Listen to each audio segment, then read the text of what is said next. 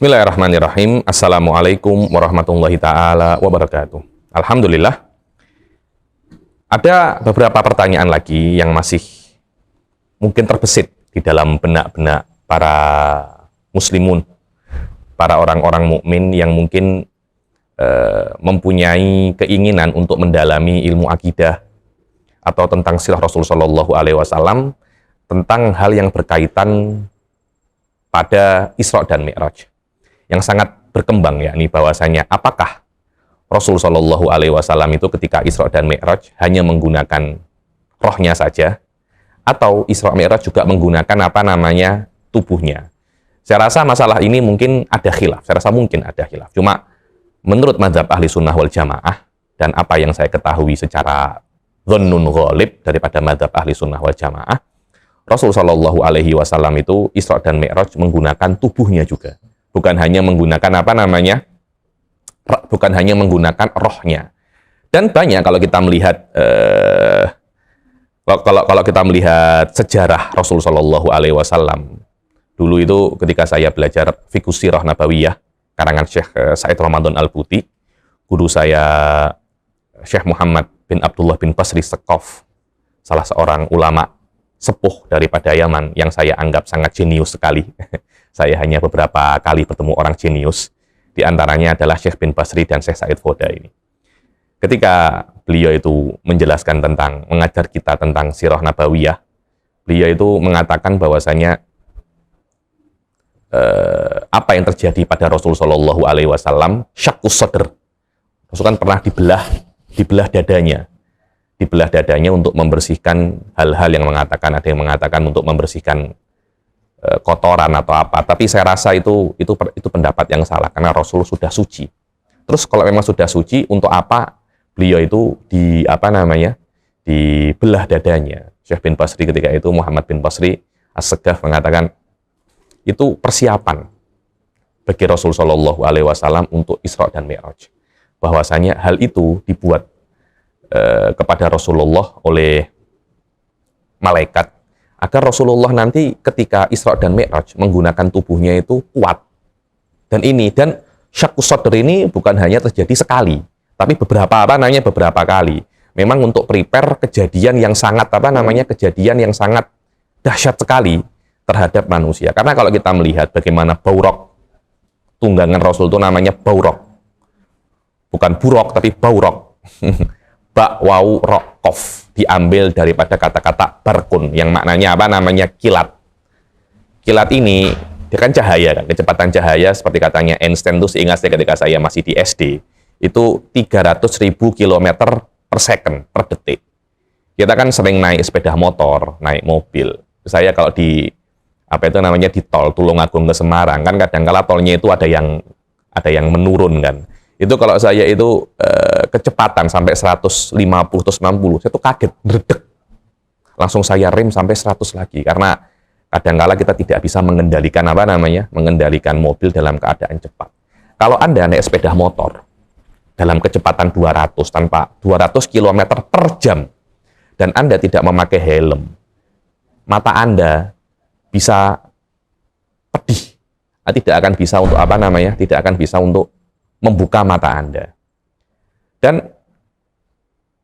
orang-orang ahli fisika itu mengatakan kalau ada manusia biasa berjalan seperti kecepatan cahaya, dia itu akan hancur. Karena tubuh manusia tidak mampu untuk kecepatan menahan efek daripada berjalan kecepatan cahaya 300.000 km per second, per detik. Sebab itulah ada prepare bagi Rasul Shallallahu Alaihi Wasallam sebelum beliau Isra Mi'raj untuk dicuci, untuk dibelah dadanya, dipersiapkan bagaimana Rasul Shallallahu Alaihi Wasallam itu untuk Isra dan Mi'raj. Dan dalil yang paling kuat, ini Syekh Muhammad bin Basri juga mengatakan ketika fikih sirah itu, dalil yang paling kuat bahwasanya Rasul itu Isra Mi'raj dengan tubuhnya adalah ingkarnya orang-orang Quraisy. Ketika Nabi mengatakan, saya ini Isra dan Mi'raj, tidak perlu kita cakap ketika Mi'rajnya, Isra-nya saja, daripada Masjidil Haram ke Masjidil Aqsa. mereka sudah mengingkari, dan saya rasa pengingkaran itu adalah dalil terkuat bahwasanya memang terjadi badan. Kalau memang terjadi hanya roh dengan makna mimpi saja, tidak akan ada yang ingkar. Anda bisa untuk mimpi dari Semarang ke New York bolak-balik 10 kali. Oh, saya tadi bermimpi saya bolak-balik naik kereta ke New York selama 10 kali dalam waktu 1 jam. Saya rasa tidak akan ada orang yang yang akan mengingkari yang namanya juga mimpi. Saya menjadi Ultraman, saya menjadi Godzilla. Tidak akan ada orang yang komplain, namanya juga mimpi. Tapi kalau Anda mengatakan physical, real, saya terjadi semacam itu, pasti akan pasti akan diingkari. Dalil terkuat Rasul Shallallahu Alaihi Wasallam itu mengatakan Isra dan Mi'raj dengan tubuhnya adalah ingkarnya kaum Quraisy pada saat itu. Apalagi kalau kita lihat Buraq itu sendiri diriwayatkan sekali melangkah adalah apa yang dia lihat. Kita lihat ada bintang-bintang itu yang jauh di sana.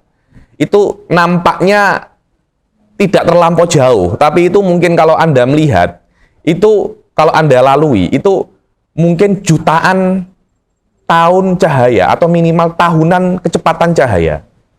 Bagaimana Buraq dalam satu langkahnya bisa sampai ke bintang yang kecil itu. Itu menandakan bagaimana kecepatan Buraq cepat sekali melebihi kecepatan cahaya. Manusia biasa tidak akan mampu untuk menahan itu. Sebab itulah di situ saya bilang di antara letak daripada kemukjizatan Isra dan Mi'raj. Bukan hanya waktunya, tapi bagaimana kekuatan tubuh Rasul Shallallahu Alaihi Wasallam bisa menahan beban semacam itu. Inilah apa yang saya pahami, dan ini bukan hanya saya saja. Kalau Anda melihat kitab-kitab Maulid pun juga sama, ada beberapa Maulid itu yang mengatakan bahwasanya Rasul itu fatrah Isra Mi'raj hanya sekejap. Sekiranya kalau Rasul duduk kemudian berdiri, rasa hangat daripada tempat duduknya itu masih belum dingin, yakni qabla an yabrudal, yakni kembali daripada arsy, qabla an yabrudal farsh, kembali daripada arsy sebelum farshnya ini dingin. Maknanya fatrahnya sangat dekat sekali. Dan di dalam hadis-hadis disebutkan, bukan dalam hadis ya, dalam pendapat-pendapat para ulama juga disebutkan bahwasanya memang Isra dan Mi'raj tidak menggunakan roh, tapi juga tidak menggunakan roh saja, tapi juga menggunakan jasad dan rohnya Rasul Shallallahu Alaihi Wasallam, Isra dan Mi'raj. Wallahul muwaffiq ila aqwamit thoriq. Assalamualaikum warahmatullahi taala wabarakatuh.